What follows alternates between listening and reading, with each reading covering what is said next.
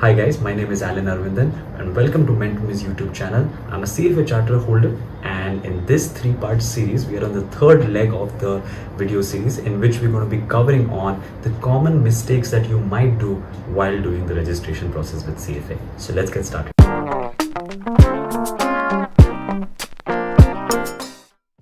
Now, how to register? Plain and simple. All you need to do is click on enroll and register once you've met all the criteria, and you will be redirected to a link out here. If you can see, so all you need to do is come to this website and create an account. Okay, so creating an account is very simple. Just put in your email ID. So I put in my email ID out here, and what will happen is a verification code will be sent, okay, on your email, and you just click on send verification code, and one code must have come into your email. Right now, just take that code, whatever it is, and put it out here, so your account will get created. Now I can't really ethically show you what exactly the code has been sent to me, but I will show you the next step out of this.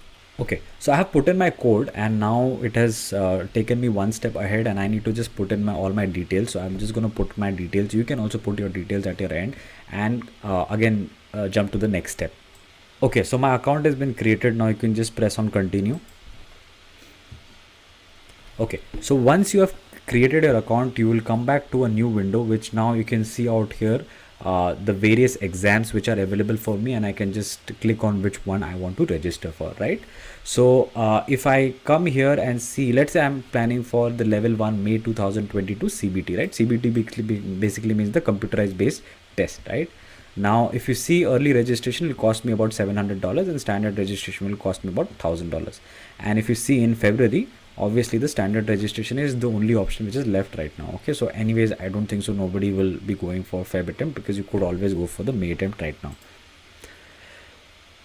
Okay, so I clicked on register, and now it redirects me to the country region which I have to select. So let's say I select India. Okay, and I save and continue. Okay, and then your all the address details you need to fill up out here.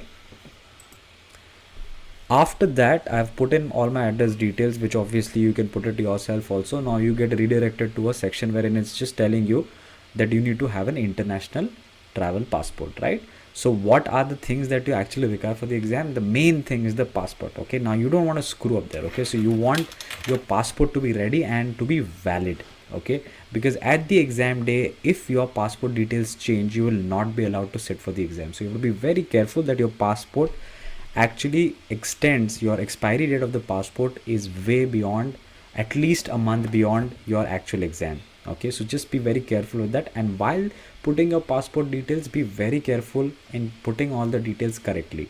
Okay, because although it can be changed in some cases, but you don't want to be in a situation where you have done the registration and you were not aware, and then when the exam day actually comes, that time you don't want to be in a mess. And it has happened with a lot of candidates, and you don't want to be in that fix. Okay, so if you see, after I put in my details out here, I am redirected to another page in which it is again making sure that whether I fulfill the 3 criterias of my registration process. So if it is telling me select the appropriate qualification that I have, so bachelor's degree, student in final year, or professional experience. Okay, so whichever suits you the best, you can select it. Okay, so I'm gonna select the most common one, which is the student in final year, and I'm gonna see what happens after this. Okay, so there you go. After this, I need to put in my university name. So let's say I put in my okay, so I've selected March of 2022 as my estimated month of completion of my graduation. So there, even if you go wrong while estimating, you will finally at the time of registration, you should be able to select the right option. So don't worry too much about it. So there you go. I have filled my entire registration details, and I've also selected when estimatedly I'm going to be writing my final exam of my graduation. And now it is asking me for professional information. Okay, so based on whatever your status is, if you are a student, you select students and you press continue. Okay, so this is the professional conduct inquiry statement, and you should be very, very careful while you are filling this. You don't want to be filling any details which are incorrect, because CF Institute stresses a lot on ethics, and you don't want to be putting incorrect information to lose your charter later on, and it really happens. You don't want to be in a situation like that. Okay, so for example, out here there is a question related to suspension, where you ever suspended from any regulatory organization, within the 5 years. So read these questions properly. Okay, it might be different for everyone, right?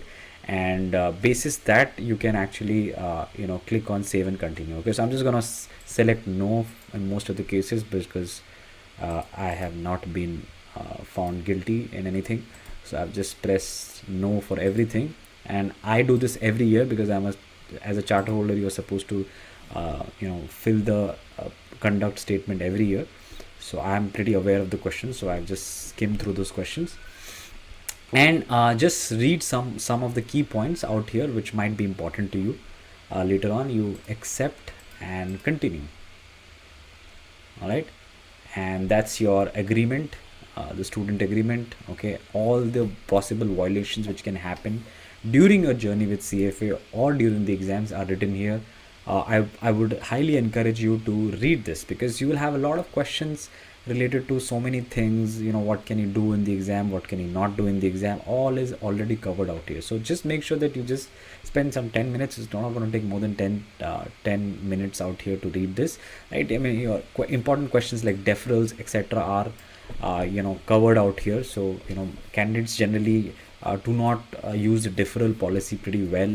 They will, just because they're not prepared for the exam, they will apply for deferral, which does not get accepted by CFA. So you should be aware of reading this in detail once at least, right? So I click on everything and I save and continue, and there you go. So if you want any CFA exam preparation providers, there are a list of APP prep providers. Just a bit of an information out here that the APP program has actually been discontinued in India, so it really doesn't matter. So I give the consent and I press save and continue. Right, there you go, and that's it. Proceed to payment.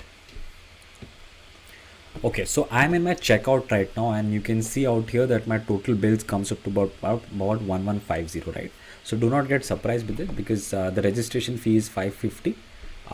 The level 1 exam registration fee, the CFA program enrollment is about 450, and the digital curriculum which is there out here is for $150, right? So that comes up to be a total of 1150. So you press continue out here, and then you got your payment methodologies, right? So I would suggest you to always use the credit card, although people have said that even debit card works.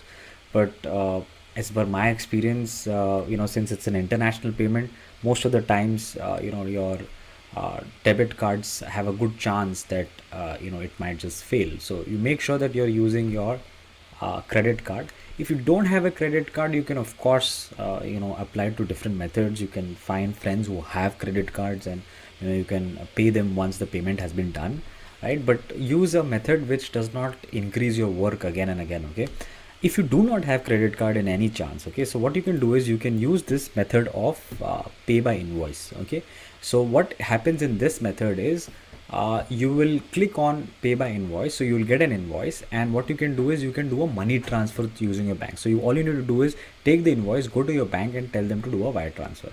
So that's the most easiest method if in case you do not have a credit card. Okay, and you place the order, and the invoice will come to your account, and just take that invoice, go to your bank, say that this is a dollar payment that I have to do for my CFA Institute exam, and it should happen very easily. Once the payment has been done, you can send them the confirmation and then confirm you back, right? So which is the day which is considered for the payment by invoice? It will be the time in which you applied for the invoice. Okay, so if in case you're worried about the dates, when does it get credited? No, the credit date does not get considered. The payment date or the invoice generation date gets considered. Okay, so when did you initiate the payment, even through a bank, gets considered as the date of registration. That's how you register for CFA Institute, plain and simple. The third part I wanted to talk about is the common mistakes that candidates make while registering for CFA Institute. Okay, one is of course putting your incorrect details. Whatever details are there in your passport, put exactly only those details. Okay, you might have different documents with different names. You might have your surname, middle name, do not consider that. Whatever is written in your last page of your passport, exactly the same details you want to be putting out in your CFA registration. Second thing that I want you to make sure that you focus on is selecting an exam window which you are not sure about. Okay, so if in case I am not sure about Feb 22 attempt, make sure that you take a exam window which is probably 3 months away, right? Because you're going to get 4 attempts as it is in an entire year. So it's always better to take a safer 6 months registration or an exam prep time. Okay, because deferrals will not happen, right? Unless it's a very, very critical, serious issue, CFA will not going to consider the deferral, right? So you're going to be losing out on a lot of money. So you don't want to be doing that. Third important point when people get it wrong while registering is not having enough confidence about the exam.